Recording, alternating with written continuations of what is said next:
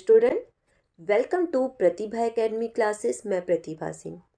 आज की क्लास बिहार शिक्षक भर्ती परीक्षा, TGT, PGT, EMRS, UGC NET, इन सभी परीक्षाओं की तैयारी कर रहे स्टूडेंट्स के लिए काफ़ी इम्पोर्टेंट है, क्योंकि आज की क्लास में हम लोग प्रैक्टिस सेट को सॉल्व करेंगे। और जो भी स्टूडेंट्स इस क्लास को पहली बार देख रहे हैं, आप लोग चैनल को सब्सक्राइब कर बेल आइकॉन प्रेस करना ना भूलें, जिससे आपको टाइम टू टाइम क्लास की अपडेट मिलती रहे। साथ ही साथ इस क्लास में मैं जो पीडीएफ आप लोगों को पढ़ा रही हूँ, अगर आप लोगों को ये पीडीएफ और टाइम टू टाइम क्लास की अपडेट चाहिए तो उसके लिए मैंने कमेंट बॉक्स में अपने टेलीग्राम चैनल का लिंक पिन कर दिया है। वहाँ से आप मेरे टेलीग्राम चैनल पे जुड़ सकते हैं। वहाँ पे आपको ये पीडीएफ और टाइम टू टाइम क्लास की अपडेट मिलती रहेगी। तो आइए हम लोग आज का प्रैक्टिस सेट स्टार्ट करते हैं। तो आज के प्रैक्टिस सेट में हम लोग सबसे महत्वपूर्ण टॉपिक पर प्रश्नोत्तरी सॉल्व करेंगे, जो है हिंदी साहित्य का इतिहास। इस प्रैक्टिस सेट में मैंने उन्हीं प्रश्नोत्तरी को शामिल किया है जो विगत वर्ष की कई सारी परीक्षाओं में 2 से 3 बार पूछा जा चुका है। ठीक है, तो आइए हम लोग पढ़ना शुरू करते हैं। पहला प्रश्न है, पृथ्वीराज रासों में कुल कितने सर्ग हैं? सर्ग को ही हम समय भी कहते हैं। तो विकल्प ए 30, विकल्प बी 36, विकल्प सी 47, विकल्प डी 69। तो इस प्रश्न का सही उत्तर होगा विकल्प डी 69। और ये प्रश्न परीक्षा के दृष्टिकोण से काफ़ी इम्पोर्टेंट है। अब प्रश्न संख्या 2 देखिए आप लोग। पाहुड़ दोहा के रचयिता हैं, ठीक है। विकल्प ए पुष्पदंत, विकल्प बी राम सिंह, विकल्प सी सरहपा, विकल्प डी धनपाल। तो इस प्रश्न का सही उत्तर होगा विकल्प बी, पाहुड़ दोहा के रचयिता हैं राम सिंह। अब कुछ चीज़ें आप नोट डाउन कीजिए। आप लोग एक जगह लिखिए पुष्पदंत, उसके आगे डैश करके लिखिए पुष्पदंत का जो समय है वो है 10वीं शताब्दी। ठीक है, और पुष्पदंत की 2 रचनाएं जो कई बार परीक्षाओं में पूछी जाती हैं। पहला है प्रणय कुमार चरियु, दूसरा है जसहर चरित्र। ठीक है, उसके बाद आप लोग लिखिए सरहपा। ठीक है, सरहपा को हिंदी का प्रथम कवि माना जाता है। उसके बाद धनपाल लिखिए। धनपाल की एक रचना काफ़ी प्रसिद्ध है जो परीक्षाओं में पूछी जाती है, वो है भविष्यत कहाँ। ये प्रश्न कई बार परीक्षाओं में पूछा गया है। ठीक है, अब हम लोग देखते हैं प्रश्न संख्या 3। प्रश्न संख्या 3 है, कौन सी रचना शालिभद्र सूरी की नहीं है?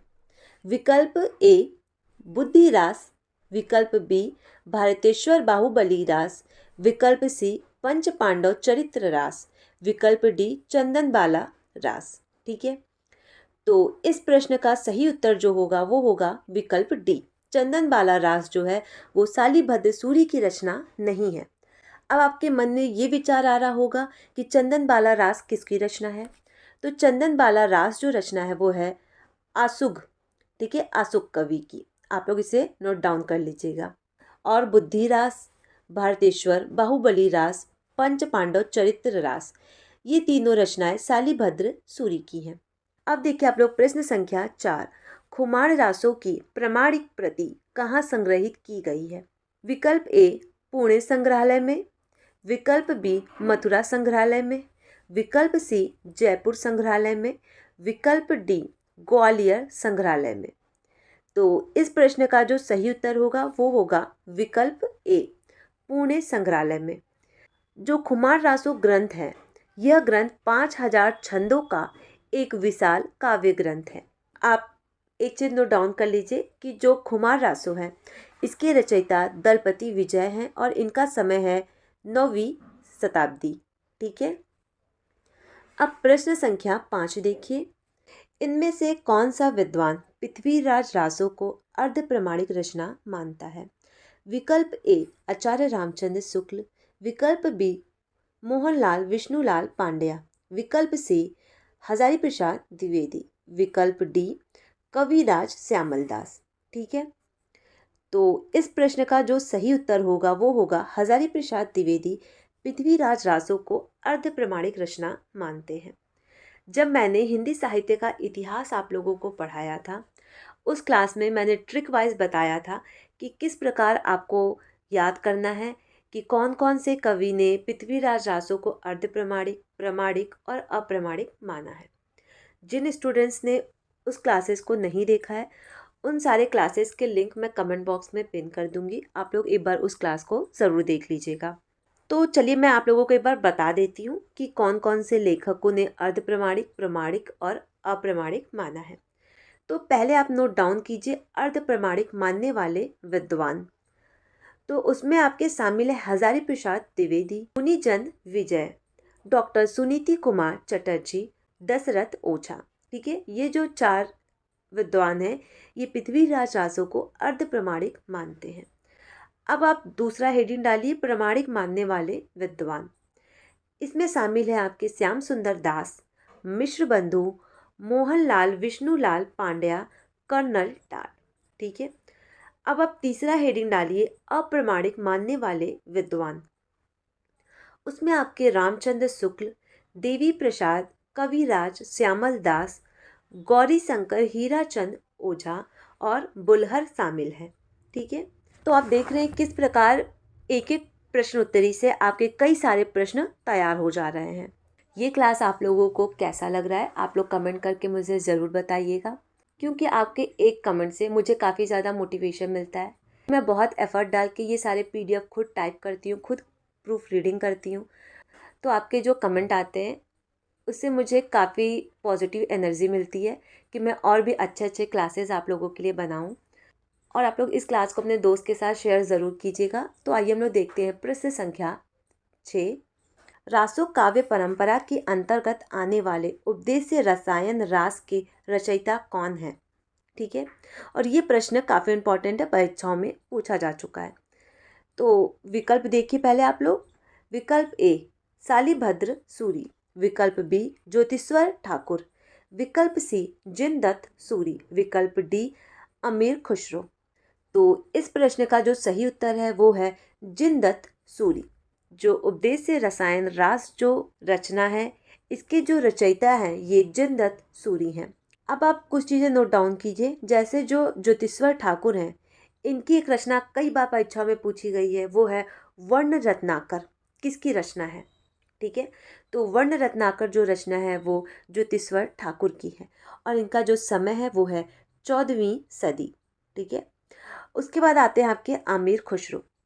अमीर खुसरो को खड़ी बोली हिंदी का प्रथम कवि माना जाता है और ये प्रश्न कई बार परीक्षाओं में पूछा गया है। अब आप लोग अमीर खुसरो की कुछ महत्वपूर्ण रचनाओं को नोट डाउन कर लीजिए।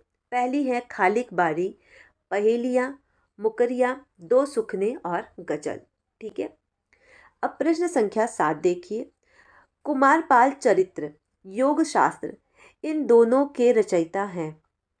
विकल्प A हेमचंद, विकल्प B विद्याधर, विकल्प C सोमप्रभा सूरी, विकल्प D धनपाल। तो इस प्रश्न का सही उत्तर है हेमचंद। हेमचंद की कुछ महत्वपूर्ण रचनाएं हैं जिसे आप नोट डाउन कर लीजिए। पहला है प्राकृतिक व्याकरण, छंदोनुशासन, देसी नाममाला कोश। उसके बाद आते हैं आपके सोमप्रभा सूरी। सोमप्रभा सूरी की एक रचना कई बार परीक्षाओं में पूछी गई है, वो है कुमारपाल प्रतिबोध। इसे आप एक जगह अच्छे से नोट डाउन कर लीजिएगा कि कुमारपाल प्रतिबोध किसकी रचना है, तो ये सोमप्रभा सूरी की है।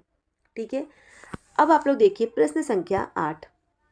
पृथ्वीराज रासो को सुख सुखी संवाद के रूप में रचित मानने वाले आलोचक हैं और ये प्रश्न काफी इंपॉर्टेंट है। विकल्प A आचार्य रामचंद्र शुक्ल, विकल्प B हजारी प्रसाद द्विवेदी, विकल्प C धीरेन्द्र वर्मा, विकल्प D राम कुमार वर्मा। तो इस प्रश्न का जो सही उत्तर होगा वो होगा हजारी प्रसाद द्विवेदी। अब आप लोग देखिए प्रश्न संख्या 9 जो कि परीक्षा के दृष्टिकोण से काफ़ी ज़्यादा इम्पॉर्टेंट है। तो प्रश्न संख्या 9 देखिए। देसी बयान सब जन मिठा, ते तैसन जपो अवहट्टा, किस कवि की उक्त पंक्ति है? विकल्प A विद्यापति, विकल्प B नरपति नलहर, विकल्प C चंद बरदाई, विकल्प D जगनीक। तो इस प्रश्न का जो सही उत्तर होगा वो होगा विकल्प A विद्यापति और इस प्रश्न को आप लोग ज़रूर से याद में रखिएगा। अब प्रश्न संख्या 10 देखिए आप लोग। हिंदी में नक सिख परंपरा का आरंभ किस रचना से हुआ? विकल्प A चर्यापद, विकल्प B संदेश रासक, विकल्प C राउल वेल, विकल्प D भविष्यत कथा। तो प्रश्न संख्या 10 का जो सही उत्तर है वो है राउलवेल की रचना से नक सिख परंपरा का चित्रण प्रारंभ हुआ। अब ये जो राउलवेल रचना है इसके लेखक कौन है? तो इसके लेखक हैं रोड़ा कवि। ठीक है, कौन है? रोड़ा कवि। आप इसे ध्यान में रखिएगा। आपके मन में ये विचार आ रहा होगा कि नक सिख किसे कहते हैं। ठीक है, तो मैं आप लोगों को बता देती हूँ कि नक सिख किसे कहते हैं। जो नक सिख का अर्थ है वो है नीचे पैर के नाखून से लेकर ऊपर शिखर तक अंग प्रत्यंग के सौंदर्य का जो वर्णन किया जाता है उसे हम नक्सिक कहते हैं। मलिक मोहम्मद जैसी की रचनाओं में भी हमें नक्सिक वर्णन बखूबी देखने को मिलता है। अब प्रश्न संख्या 11 देखिए।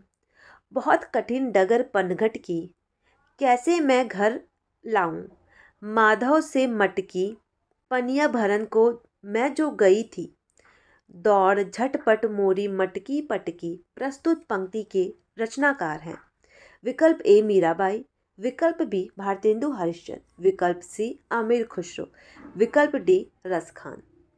तो इस प्रश्न का सही उत्तर है आमिर खुसरो। अब प्रश्न संख्या 12 देखिए आप लोग। प्रश्न संख्या 12, पाहुण दोहा का अर्थ क्या है? विकल्प ए दोहों की माला, विकल्प बी दोहों का संग्रह, विकल्प सी दोहों का उपहार, विकल्प डी दोहों का पाहुन।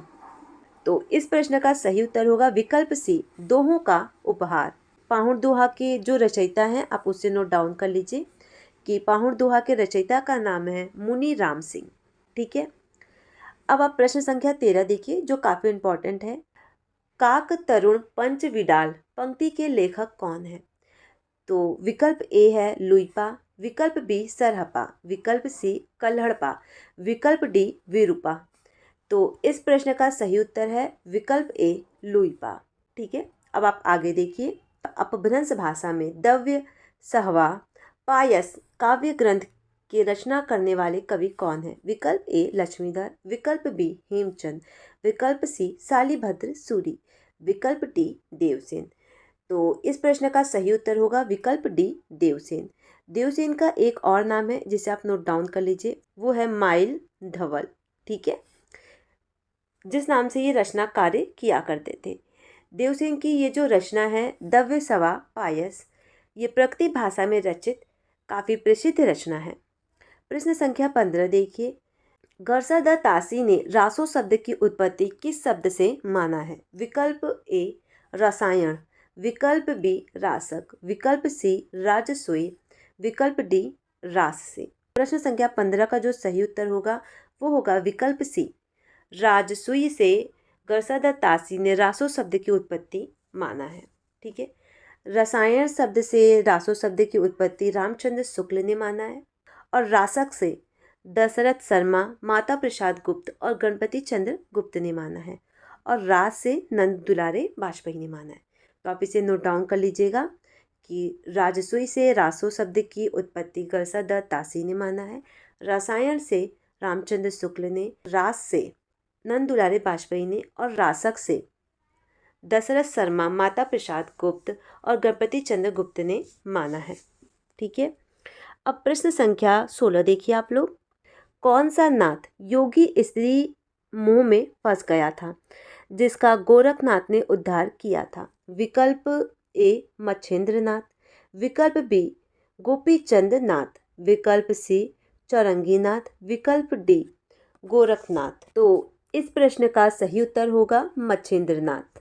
प्रश्न संख्या 17 देखिए आप लोग। नाथों की सबसे बड़ी कमजोरी उनका रूखापन तथा गृहस्थी के प्रति अनादर भाव है, यह कथन किस आलोचक का है? विकल्प ए रामचंद्र शुक्ल, विकल्प बी हजारी प्रसाद द्विवेदी, विकल्प सी डॉक्टर नागेंद्र, विकल्प डी बच्चन सिंह।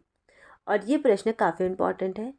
तो प्रश्न संख्या 17 का जो सही उत्तर होगा वो होगा विकल्प बी यानी हजारी प्रसाद द्विवेदी। ठीक है, प्रश्न संख्या 18 देखिए आप लोग। हिंदी में सर्वप्रथम 12 मास का वर्णन किस रचना में हमें देखने को मिलता है और परीक्षा के दृष्टिकोण से ये काफ़ी इंपॉर्टेंट है?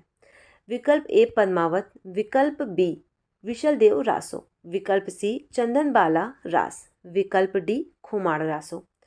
तो इस प्रश्न का जो सही उत्तर होगा वो होगा विसलदेव रासो, यानी विकल्प बी सही होगा। अब प्रश्न संख्या 19 देखिए, पृथ्वीराज रासो के कितने संस्करण प्राप्त होते हैं? विकल्प ए 2, विकल्प बी 4, विकल्प सी 5, विकल्प डी 6। तो इस प्रश्न का सही उत्तर होगा विकल्प बी 4। प्रश्न संख्या 20 देखिए, विसलदेव रासो का 12 मास विरह वर्णन किस मास से प्रारंभ होता है? विकल्प ए आषाढ़, विकल्प बी वैशाख, विकल्प सी श्रावण, विकल्प डी कार्तिक। तो इस प्रश्न का सही उत्तर होगा विकल्प डी कार्तिक।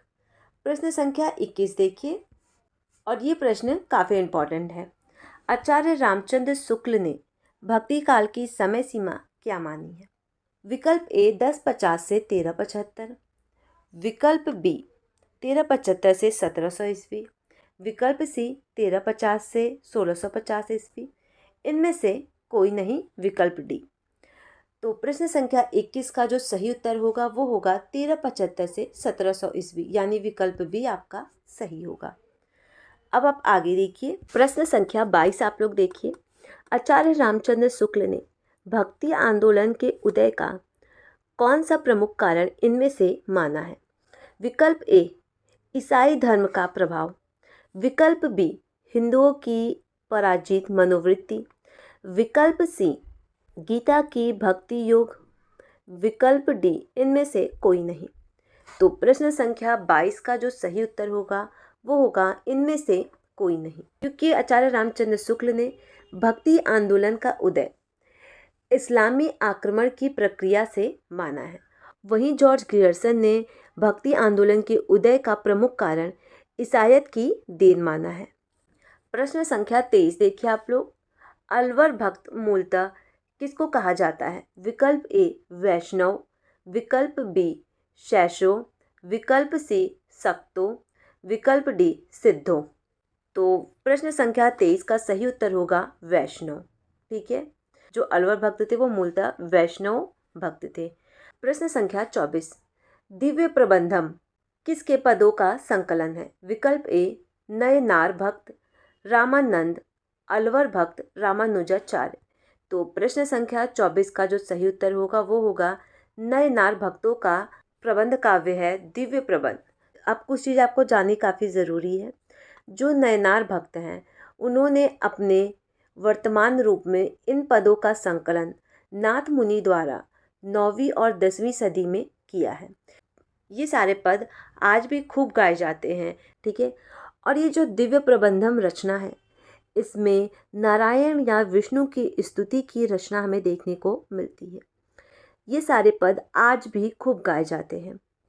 अब प्रश्न संख्या 25 देखिए, नरसिंह को ईश्वर का अवतार मानने वाले आचार्य कौन है? विकल्प ए रामानुजाचार्य, विकल्प बी विष्णु स्वामी, विकल्प सी निम्बाकाचार्य, विकल्प डी नामदेव। तो प्रश्न संख्या 25 का सही उत्तर है विष्णु स्वामी। ठीक है, अब आप आगे देखिए, प्रश्न संख्या 26, पुष्टि मार्ग का संबंध किस दार्शनिक मत से है? और ये प्रश्न काफ़ी इम्पोर्टेंट है। विकल्प ए अद्वैतवाद, विकल्प बी द्वैतवाद, विकल्प सी शुद्ध द्वैतवाद, विकल्प डी विशिष्ट द्वैतवाद। तो प्रश्न संख्या 26 का जो सही उत्तर है वो होगा शुद्ध द्वैतवाद। पुष्टि मार्ग का संबंध शुद्ध द्वैतवाद से है। आप लोग नोट डाउन कीजिए, माधवाचार्य का द्वैतवाद है। ठीक है, उसके बाद जो विशिष्ट द्वैतवाद है ये रामानुजाचार्य का है। अब प्रश्न संख्या 27 देखिए आप लोग, नाथ पंथ एवं संत काव्य के बीच की कड़ी किस संप्रदाय को माना जाता है? विकल्प ए सिद्ध संप्रदाय, विकल्प बी गोरख संप्रदाय, विकल्प सी कबीर पंथ, विकल्प डी निरंजनी संप्रदाय। तो प्रश्न संख्या 27 का जो सही उत्तर होगा वो होगा गोरख संप्रदाय। ठीक है, अब प्रश्न संख्या 28 देखिए, कृष्ण को रस रूप में, राधा को रति रूप में किस संप्रदाय में माना गया है? विकल्प ए चैतन्य संप्रदाय, विकल्प बी निम्बार्क संप्रदाय, विकल्प सी वैष्णव सहजिया संप्रदाय, विकल्प डी राधा बल्लभ संप्रदाय। तो इस प्रश्न का सही उत्तर है वैष्णव सहजिया संप्रदाय। ठीक है, प्रश्न संख्या 29, हिंदी में कृष्ण को काव्य का विषय बनाने का श्रेय सर्वप्रथम किस कवि को है? विकल्प ए सूरदास, विकल्प बी विद्यापति, विकल्प सी नंददास, विकल्प डी वल्लभाचार्य। अब इस प्रश्न को देखते ही सभी विद्यार्थियों के मन में आ रहा होगा कि इस प्रश्न का सही उत्तर होगा सूरदास, परंतु नहीं। सबसे पहले हिंदी काव्य में कृष्ण पर रचना की थी विद्यापति ने। ठीक है, तो आप इसे ध्यान में रखिएगा। प्रश्न संख्या 30। इस प्रश्न को मैंने आप लोगों को जब भक्ति काल पढ़ाया था उसमें मैंने इस प्रश्न पर आप लोगों से चर्चा की थी। ठीक है, तो प्रश्न क्या है? कृष्ण की उपासना ब्रजेंद्र कुमार के रूप में किस संप्रदाय के अनुयायी करते हैं? विकल्प ए साखी संप्रदाय, विकल्प बी चैतन्य संप्रदाय, विकल्प सी निम्बार्क संप्रदाय, विकल्प डी राधा बल्लभ संप्रदाय। तो प्रश्न संख्या 30 का जो सही उत्तर होगा वो होगा चैतन्य संप्रदाय।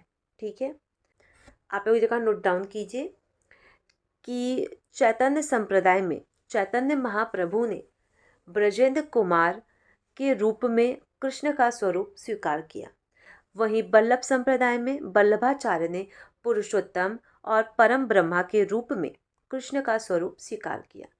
और निम्बार्क संप्रदाय में निम्बाकाचार्य ने राधा कृष्ण की युगल मूर्ति की उपासना की थी। राधा बल्लभ संप्रदाय में हित हरिवंश ने राधा को ही प्रमुख माना है और कृष्ण जो कि ईश्वर के भी ईश्वर हैं। वहीं हरिदासी संप्रदाय में, जिसे हम सखी संप्रदाय भी कहते हैं, जिसके प्रवर्तक स्वामी हरिदास हैं, उन्होंने श्री कृष्ण को निकुंज बिहारी के रूप में स्वीकार किया है। अब आप लोग आगे देखिए प्रश्न संख्या 31। नंददास को अष्टचाप में किसने दीक्षित किया? और ये प्रश्न काफ़ी इंपॉर्टेंट है। विकल्प ए वल्लभाचार्य, विकल्प बी सूरदास, विकल्प सी विठलनाथ, विकल्प डी कुंभनदास। ठीक है, तो इस प्रश्न का सही उत्तर होगा विकल्प सी विठलनाथ। अब निम्नलिखित में से असंगत कौन सा है? आप इसे देखिए। प्रश्न संख्या 32। विकल्प ए अनिकार्थ मंजरी नंददास का, विकल्प बी युगल शतक श्री भट्ट का, विकल्प सी रसा पंचाध्यायी कृष्णदास का, यूसुफ जुलेखा शेख निसार का। ठीक है, तो इस प्रश्न का सही उत्तर क्या होगा? तो प्रश्न संख्या 32 का सही उत्तर होगा विकल्प सी, क्योंकि रसा पंचाध्यायी नंददास की रचना है। ठीक है, बाकी अनिकार्थ मंजरी भी नंददास की रचना है, युगल शतक श्री भट्ट की है, यूसुफ जुलेखा शेख निसार की है। ठीक है, तो जो रसा पंचाध्यायी है वो कृष्णदास की नहीं है। नंददास की एक दो रचनाएं काफ़ी प्रसिद्ध है जिसे आप नोट डाउन कर सकते हैं। पहला है रसा पंचाध्यायी, अनिकार्थ मंजरी, मान मंजरी और सुधामा चरित्र। ये रचनाएं कई बार परीक्षाओं में पूछी जाती हैं। प्रश्न संख्या 33 देखिए। ब्रजभाषा कृष्ण काव्य में सूर के उपरांत किस कवि को सर्वाधिक प्रभावशाली एवं विद्वान माना गया है? विकल्प ए रसखान, विकल्प बी नंददास, विकल्प सी कृष्णदास, विकल्प डी चतुर्भुजदास।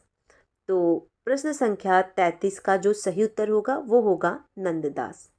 ठीक है, प्रश्न संख्या 34। सूरदास को किस महाकवि की वंश परंपरा में माना जाता है? विकल्प ए चंद्रबरदाई, विकल्प बी तुलसीदास, विकल्प सी विद्यापति, विकल्प डी जगनीक। तो प्रश्न संख्या 34 का सही उत्तर होगा विकल्प ए चंद्रबरदाई। और इस प्रश्न को मैंने जब भक्ति काल पढ़ाया था उसमें भी आप लोगों से डिस्कशन किया था। अब प्रश्न संख्या 35 देखिए। किस कृष्ण भक्त कवि ने 42 ग्रंथों की रचना की है? विकल्प ए सूरदास, विकल्प बी नंददास, विकल्प सी ध्रुवदास, विकल्प डी रसखान। तो इस प्रश्न का जो सही उत्तर होगा वो होगा नंददास। नंददास ने कुल 42 ग्रंथों की रचना की है।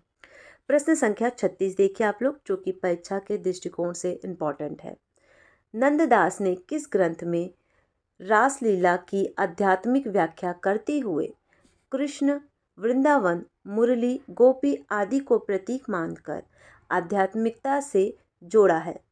विकल्प ए रसा पंचाध्यायी, विकल्प बी सिद्धांत पंचाध्यायी, विकल्प सी विरह मंजरी, विकल्प डी मान मंजरी। तो प्रश्न संख्या जो 36 है उसका सही उत्तर होगा रसा पंचाध्यायी, जिसके लेखक हैं नंददास। अब प्रश्न संख्या 37 देखिए आप लोग। रसा पंचाध्यायी में किस छंद का प्रयोग किया गया है? विकल्प ए सवैया, विकल्प बी पद, विकल्प सी दोहा, विकल्प डी रोला। तो प्रश्न संख्या 37 का जो सही उत्तर होगा वो होगा विकल्प डी रोला। प्रश्न संख्या 38 देखिए आप लोग। ध्रुवदास किस संप्रदाय के कवि हैं? विकल्प ए बल्लभ संप्रदाय, विकल्प बी निम्बार्क संप्रदाय, विकल्प सी राधा बल्लभ संप्रदाय, विकल्प डी चैतन्य महाप्रभु। तो प्रश्न संख्या 38 का जो सही उत्तर होगा वो होगा निम्बार्क संप्रदाय। अब आप आगे देखिए। प्रश्न संख्या 29। आगे होने वाले कवियों की सिंगार और वात्सल्य की उक्ति सूर की जूठी सी जान पड़ती है, यह कथन किसका है?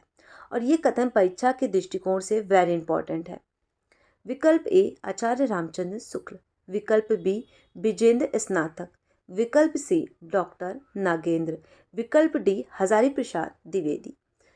तो इस प्रश्न का जो सही उत्तर होगा वो होगा आचार्य रामचंद्र शुक्ल। ठीक है, अब आप आगे देखिए। प्रश्न संख्या 40। स्वामी अग्रदास का संबंध किस भक्ति शाखा से है? विकल्प ए ज्ञान मार्गीय शाखा, विकल्प बी प्रेम मार्गीय शाखा, विकल्प सी राम भक्ति शाखा, विकल्प डी कृष्ण भक्ति शाखा। ठीक है, तो प्रश्न संख्या 40 का जो सही उत्तर होगा वो होगा राम भक्ति शाखा। अब कुछ चीज़ें आप ध्यान में रखिए, जैसे कि जो राम भक्ति शाखा है, स्वामी अग्रदास का संबंध राम भक्ति शाखा से है। ठीक है, रसिक संप्रदाय के संस्थापक कौन है? तो वो आपके अग्रदास ही हैं। ये प्रश्न भी कई बार परीक्षा में पूछा गया है कि रसिक संप्रदाय के संस्थापक कौन है, तो वो अग्रदास है। ठीक है, आज की क्लास में हम लोग नाटक टॉपिक के जो 25 महत्वपूर्ण एमसीक्यू हैं उसे हम लोग हल करेंगे। तो आप पहला प्रश्न देखिए। द मर्चेंट्स ऑफ वेनिस नाटक का अनुवाद भारतेंदु जी ने किस नाम से किया? आप लोग कुछ समय ले लीजिए और इस प्रश्न का जो सही उत्तर आप लोगों को लगता है उसे आप एक जगह नोट डाउन कर लीजिए। तो प्रश्न संख्या 1 का सही उत्तर होगा विकल्प सी दुर्लभ बंधु। ठीक है, यानी आपका विकल्प सी सही होगा। अब आप कुछ चीजें नोट डाउन कीजिए, जैसे कि दुर्लभ बंधु जो नाटक है इसका प्रकाशन वर्ष क्या है? तो इस नाटक का प्रकाशन वर्ष है 1880 ईस्वी। ठीक है, उसके बाद द मर्चेंट्स ऑफ वेनिस जो नाटक है, ये नाटक शेक्सपियर का नाटक है, जिसका हिंदी अनुवाद भारतेंदु हरिश्चंद्र जी ने दुर्लभ बंधु के नाम से किया है। उसके बाद भारतेंदु हरिश्चंद्र जी के कुल 16 नाटक हैं। ठीक है, इसे आप ध्यान में रखिएगा। अब भारतेंदु हरिश्चंद्र जी के कुछ महत्वपूर्ण नाटक हैं जो परीक्षा में कई बार पूछे जाते हैं, वो मैं पहले आप लोगों को बता देती हूँ। सबसे पहला है भारत दुर्दशा, जिसका प्रकाशन वर्ष है 1875 ईस्वी। ठीक है, उसके बाद है चंद्रावली और तीसरा नाटक है नील देवी। ये तीनों नाटक परीक्षाओं में कई बार पूछा गया है, तो आप इसे ध्यान में रखिएगा। तो आप लोगों ने देखा कि एक प्रश्न से आप लोगों की कितनी सारी प्रश्नोत्तरी तैयार हो जा रही है। अब हम लोग आगे देखते हैं। प्रश्न संख्या 2, नाटक काल का स्वर्ण युग कहा जाता है। आप लोग सही उत्तर को लिखिए। तो इस प्रश्न का सही उत्तर होगा प्रसाद युगीन हिंदी नाटक, यानी विकल्प बी आपका सही होगा। ठीक है, आगे देखिए। प्रश्न संख्या 3, भारतेंदु जी के द्वारा रचित नाटक अंधेर नगरी का विषय क्या है? ठीक है, तो इस प्रश्न का जो सही उत्तर होगा वो होगा विकल्प सी भ्रष्टाचार शासन तंत्र पर प्रहार। और अंधेर नगरी जो नाटक है भारतेंदु हरिश्चंद्र का, इस नाटक का प्रकाशन वर्ष है 1881 ईस्वी। ठीक है, और ये भारतेंदु हरिश्चंद्र का अंतिम नाटक है, इसे आप ध्यान में रखिएगा। और जो ये अंधेर नगरी नाटक है, ये नाटक प्रहसन नाटक है। ठीक है, और इस नाटक में कुल 6 अंक हमें देखने को मिलते हैं। आगे देखिए प्रश्न संख्या 4, और ये जो प्रश्न संख्या 4 है ये क्रम से संबंधित प्रश्न है। भारतेंदु जी के नाटकों का सही क्रम क्या है? तो इस प्रश्न का सही उत्तर होगा विकल्प सी। पहले होगा आप लोगों का सत्य हरिश्चंद्र, जिसका प्रकाशन वर्ष है 1875 ईस्वी। आप लोग नोट डाउन करते रहिए। उसके बाद है भारत दुर्दशा, जिसका प्रकाशन वर्ष है 1875 ईस्वी। ठीक है, अंधेर नगरी 1881 ईस्वी। ठीक है, उसके बाद है सती प्रताप, जिसका प्रकाशन वर्ष है 1883 ईस्वी। ठीक है, भारतेंदु हरिश्चंद्र जी का जो सती प्रताप नाटक है, ये नाटक अपूर्ण नाटक है, जिसके 4 दृश्य को भारतेंदु हरिश्चंद्र जी ने लिखा था और ये गीत रूप में लिखा गया नाटक है और इसके बाकी अध्यायों को राधा कृष्ण दास जी ने पूरा किया था। ठीक है, तो आप इसे नोट डाउन कर लीजिएगा। आगे देखते हैं प्रश्न संख्या 5। प्रसाद जी ने अपने किस नाटक की भूमिका में स्वीकार किया है कि, अब आप इस कथन को देखिए, मेरी इच्छा भारतीय इतिहास के अप्रकाशित अंश में से उन प्रकांड घटनाओं का दिग्दर्शन कराने की है जिन्होंने हमारी वर्तमान स्थिति को बनाने का बहुत कुछ प्रयत्न किया। और ये कथन किस नाटक का है? तो इस प्रश्न का सही उत्तर होगा विकल्प बी, यानी विशाख नाटक का ये कथन है। जयशंकर प्रसाद जी के कुछ और भी नाटक है जो कि परीक्षाओं में पूछे जा चुके हैं, तो आप उसे नोट डाउन कर लीजिए। पहला है स्कंदगुप्त, दूसरा है चंद्रगुप्त, तीसरा है ध्रुव स्वामी, चौथा है जन्मजय का नाग यज्ञ। और ये प्रश्न बिहार एससेट की परीक्षा में पूछा गया था। ठीक है, उसके बाद इनका एक और नाटक है जिसका नाम है राजश्री। ठीक है, आगे देखिए प्रश्न संख्या 6। प्रसाद के नाटकों का सही क्रम क्या है? और ये प्रश्न क्रम से संबंधित है। तो इस प्रश्न का सही उत्तर होगा आप लोगों का विकल्प सी, अजात शत्रु पहले होगा, फिर स्कंदगुप्त होगा, फिर चंद्रगुप्त होगा, उसके बाद ध्रुव स्वामिनी होगा। तो अजात शत्रु नाटक का प्रकाशन वर्ष है 1922 ईस्वी। ठीक है, स्कंदगुप्त नाटक का प्रकाशन वर्ष है 1928 ईस्वी। चंद्रगुप्त नाटक का प्रकाशन वर्ष है 1931 ईस्वी। ध्रुव स्वामिनी नाटक का प्रकाशन वर्ष है 1933 ईस्वी। ठीक है, तो देखिए यहाँ पे आपके कितने सारे प्रश्न तैयार हो गए। और आप सबको पता है कि जयशंकर प्रसाद ऐतिहासिक नाटककार हैं। अब आप लोग जयशंकर प्रसाद जी के बारे में कुछ महत्वपूर्ण चीजों को नोट डाउन कर लीजिए। जयशंकर प्रसाद जी ने 8 ऐतिहासिक नाटक, 3 पौराणिक नाटक और 2 भावनात्मक नाटक, कुल मिलाकर 13 नाटकों की रचना की थी। ठीक है, आगे देखिए प्रश्न संख्या 7। प्रसाद जी के किस नाटक का कथन है? ये प्रश्न भी कथन से संबंधित है। मेरे इस जीवन के देवतत्व और उस जीवन के प्रयत्न क्षमा, ये कथन किस नाटक का है? ठीक है, तो इस प्रश्न का सही उत्तर होगा विकल्प बी, यानी स्कंदगुप्त। ये कथन जो है वो स्कंदगुप्त नाटक का है जिसका प्रकाशन वर्ष है 1928 ईस्वी। ठीक है, अब स्कंदगुप्त नाटक के विषय में कुछ महत्वपूर्ण चीजें आप लोगों को जान लेनी चाहिए। जो जयशंकर प्रसाद है वो स्कंदगुप्त नाटक के जरिए ऐतिहासिक घटनाओं के साथ साथ काल्पनिक प्रसंगों का संयोजन करते हुए अपने समय की भारतीय जनता में राष्ट्रीयता का भाव भरने का प्रयत्न करते हैं। अब आप प्रश्न संख्या 8 देखिए, जयशंकर प्रसाद के नाटकों का अंत है। तो प्रश्न संख्या 8 का सही उत्तर होगा विकल्प सी, प्रसाद दत्त। अब प्रश्न संख्या 9 देखिए, प्रसाद जी का कौन सा नाटक गीत नाट्य के अंतर्गत रखा जाता है? तो इस प्रश्न का सही उत्तर होगा करुणालय, यानी विकल्प बी आपका सही होगा। जो करुणालय गीत नाट्य है इसका प्रकाशन वर्ष है 1913 ईस्वी, ये आप ध्यान में रखिएगा। ठीक है, प्रश्न संख्या 10 देखिए, भारतेंदु जी ने अपने मौलिक और अनुदित नाटकों के जरिए एक साथ कई काम किए हैं। उन्होंने नाटकों के माध्यम से हिंदी को लोकप्रिय बनाया, पारसी रंगमंच का विरोध किया तथा प्राचीन नाटकों का उद्धार किया। उक्त कथन किस आलोचक का है? मैंने कई बार आप सबको अपने क्लास में बताया है कि आजकल की परीक्षाओं में कथन से कई सारे प्रश्न पूछे जाते हैं। इसी वजह से मैंने कथन से संबंधित एक अलग सा आप लोगों के लिए वीडियो बनाया था। तो जिन भी स्टूडेंट्स ने उस क्लास को नहीं देखा है, एक बार आप प्लेलिस्ट को ज़रूर चेक कर लीजिएगा। बिहार शिक्षक भर्ती के नाम से मैंने एक प्लेलिस्ट बनाया है, उसमें जो भी महत्वपूर्ण टॉपिक है उन सारे टॉपिक से संबंधित मैंने आप लोगों की क्लास ली है, तो आप लोग उसे ज़रूर एक बार पढ़ लीजिएगा। तो प्रश्न संख्या 10 का सही उत्तर होगा विकल्प बी, यानी रामविलास शर्मा। ठीक है, आगे देखिए प्रश्न संख्या 11, धर्मवीर भारती द्वारा रचित गीत नाट्य अंधा युग में किस अंक में अंतराल है? और ये प्रश्न यूजीसी नेट की परीक्षाओं में 2 से 3 बार पूछा जा चुका है। तो प्रश्न संख्या 11 का जो सही उत्तर होगा वो होगा तीसरे और चौथे के बीच। ठीक है, और अंधा युग नाटक पर मैंने काफ़ी विस्तार पूर्वक चर्चा की है। इस नाटक की पृष्ठभूमि क्या है, हर एक अंक में किन दृश्यों का चित्रण किया गया है। तो जिन भी स्टूडेंट्स ने उस क्लास को नहीं देखा है, आप लोग एक बार उस क्लास को मेरे चैनल पे ज़रूर देख लीजिएगा। ठीक है, तो अब आप लोग अंधा युग नाटक के जो भी अंक हैं उसे नोट डाउन कर लीजिए, क्योंकि उससे कई बार परीक्षा में प्रश्न पूछे जाते हैं। प्रथम अंक है कौरव नगरीय, द्वितीय अंक है पशु का उदय, तृतीय अंक है अश्वत्थामा का अर्ध सत्य। उसके बाद आता है अंतराल, जिसमें पंख, पहिया और पट्टियां हैं। ठीक है। उसके बाद चौथे अंक में गांधारी का श्राप है। पांचवें अंक में विजय एक क्रमिक आत्महत्या है। उसके बाद समापन प्रभु की मृत्यु से होता है। ठीक है।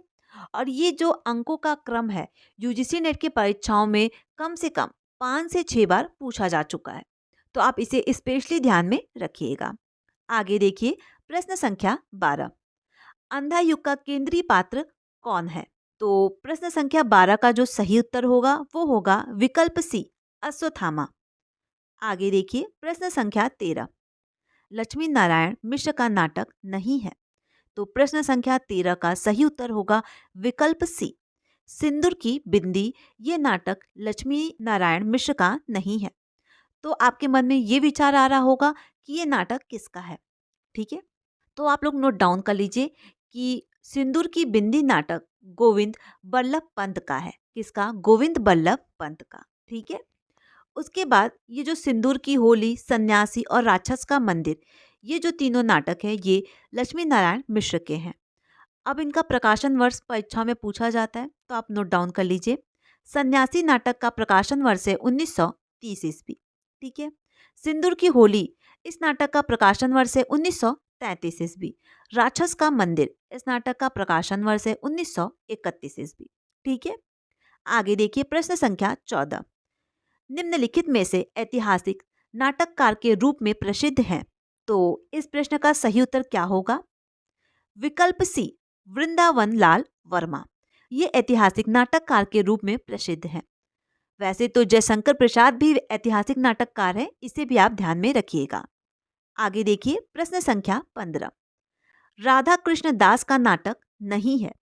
तो प्रश्न संख्या 15 का जो सही उत्तर होगा वो होगा विकल्प सी, संयोगिता स्वयंवर। अब आपके मन में विचार आ रहा होगा कि संयोगिता स्वयंवर किसका नाटक है, और ये नाटक कई बार परीक्षाओं में पूछा जा चुका है कि संयोगिता स्वयंवर किसका नाटक है। तो ये नाटक लाला श्रीनिवास दास का है। ठीक है। उसके बाद महाराणा प्रताप, रानी पद्मावती और दुखीन बाला, ये सारे नाटक राधा कृष्ण दास के हैं। आगे देखिए प्रश्न संख्या 16, निम्नलिखित में से कौन सा नाटककार प्रसाद युगीन नहीं है? तो प्रश्न संख्या 16 का सही उत्तर होगा विकल्प सी, राधाचरण गोस्वामी। तो आप लोग नोट डाउन कर लीजिए कि प्रसाद युगीन नाटककार कौन कौन से हैं। पहले हैं जयशंकर प्रसाद और दूसरे हैं हरि कृष्ण प्रेमी। ठीक है।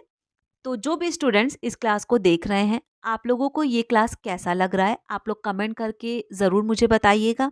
अब हम लोग प्रश्न संख्या 17 देखेंगे। जगदीश चंद्र माथुर के नाटकों का सही क्रम क्या है? तो ये रहा आप लोगों का विकल्प। विकल्प को देख लीजिए एक बार आप लोग, और इस प्रश्न का जो सही उत्तर आप लोगों को लगता है उसे आप एक जगह लिख लीजिए। तो प्रश्न संख्या 17 का सही उत्तर होगा विकल्प ए। तो ये क्रम सही होगा। कोणार्क, सर्दिया, पहला राजा, दशरथ नंद। ठीक है। कोणार्क नाटक का प्रकाशन वर्ष है 1951 ईस्वी। सर्दिया नाटक का प्रकाशन वर्ष है 1959 ईस्वी। ठीक। पहला राजा नाटक जो है इसका प्रकाशन वर्ष है 1970 ईस्वी। और दशरथ नंद जो नाटक है इसका प्रकाशन वर्ष है 1974 ईस्वी। ठीक है। आगे देखिए प्रश्न संख्या 18, और जो ये प्रश्न संख्या 18 है इसे आपको सुमिलित करना है। ठीक? मुद्रा राक्षस का नाटक है मरजीवा। सर्वेश्वर दयाल सक्सेना का नाटक है बकरी। गोविंद चातक का नाटक है अपने अपने खूटे। ठीक है। उसके बाद है शिव प्रसाद सिंह का है घंटियां गूंजती है। तो प्रश्न संख्या 18 का जो सही विकल्प होगा वो होगा विकल्प सी। ठीक है।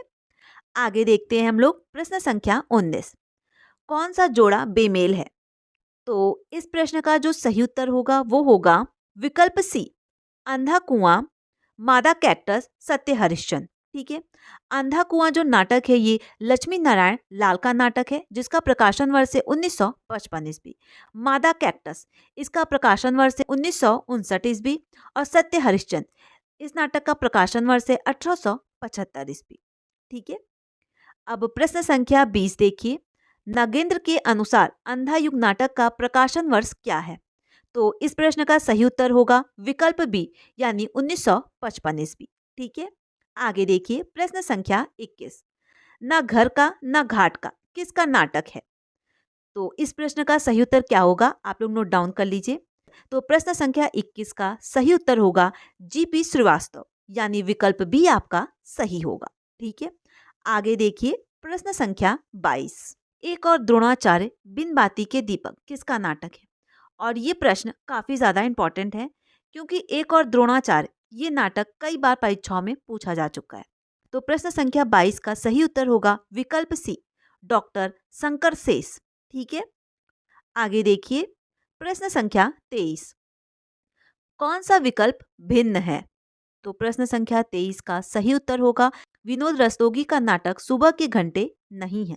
ठीक है, अब आपके मन में ये विचार आ रहा होगा कि सुबह के घंटे किसका नाटक है। ठीक है, तो सुबह के घंटे ये नाटक नरेश मेहता का है। उसके बाद मन्नू भंडारी का काफी प्रसिद्ध नाटक है बिना दीवारों का घर। सर्वेश्वर दयाल सक्सेना का काफी प्रसिद्ध नाटक है अब गरीबी हटाओ। और बालकृष्ण भट्ट का नाटक है बाल विवाह। इसे आप ध्यान में रखिएगा। प्रश्न संख्या 24। कौन सा नाटककार भारतेंदु युगीन नहीं है? तो प्रश्न संख्या 24 का सही उत्तर होगा विकल्प डी, गोविंद बल्लभ पंत। अब आप लोग एक जगह नोट डाउन कर लीजिए कि भारतेंदु युगीन नाटककार कौन कौन से हैं। ठीक है, क्योंकि परीक्षाओं में कई बार इस प्रकार के प्रश्न पूछे गए हैं कि इनमें से कौन से नाटककार भारतेंदु युगीन है, कौन से नहीं है। ठीक है, तो भारतेंदु युगीन नाटककार हैं प्रताप नारायण मिश्र, राधा कृष्ण दास, श्रीनिवास दास, बद्री नारायण चौधरी, प्रेमघन, अंबिका दत्त व्यास। ठीक है, ये सारे जो नाटककार हैं ये भारतेंदु युगीन नाटककार हैं। अब हम लोग इस क्लास का अंतिम प्रश्न देखेंगे। प्रश्न संख्या 25। निम्नलिखित में से कौन सा जोड़ा सुमिलित नहीं है? तो प्रश्न संख्या 25 का सही उत्तर होगा विकल्प डी, मिस्टर अभिमन्यु। ये नाटक लक्ष्मी नारायण मिश्र का नहीं है। अब आपके मन में ये विचार आ रहा होगा कि मिस्टर अभिमन्यु किसका नाटक है। ठीक है, तो मिस्टर अभिमन्यु नाटक जो है ये है लक्ष्मी नारायण लाल द्वारा रचित नाटक है। ठीक है, और इस नाटक का प्रकाशन वर्ष है 1971 ईस्वी। ठीक है, तो इस प्रकार नाटक से संबंधित जो 25 महत्वपूर्ण प्रश्नोत्तरी थी, जो कि परीक्षा के दृष्टिकोण से मुझे काफ़ी ज़्यादा इंपॉर्टेंट लगे, वो सब मैंने काफ़ी अच्छे से आप लोगों को पढ़ा दिया है। और जो भी स्टूडेंट्स इस क्लास को देख रहे हैं वो इस क्लास को ज़्यादा से ज़्यादा अपने दोस्तों के साथ शेयर करना, चैनल को सब्सक्राइब कर बेल आइकॉन प्रेस करना बिल्कुल भी ना भूलें, जिससे आपको टाइम टू टाइम क्लास की अपडेट और नोटिफिकेशन मिलती रहे। और आज की क्लास में मैंने जो पीडीएफ आप लोगों को पढ़ाया है, अगर आप लोगों को ये पीडीएफ और टाइम टू टाइम क्लास की अपडेट चाहिए तो इसके लिए मैंने कमेंट बॉक्स में अपने टेलीग्राम चैनल का लिंक पिन कर दिया है। वहाँ से आप मेरे टेलीग्राम चैनल पे जुड़ सकते हैं।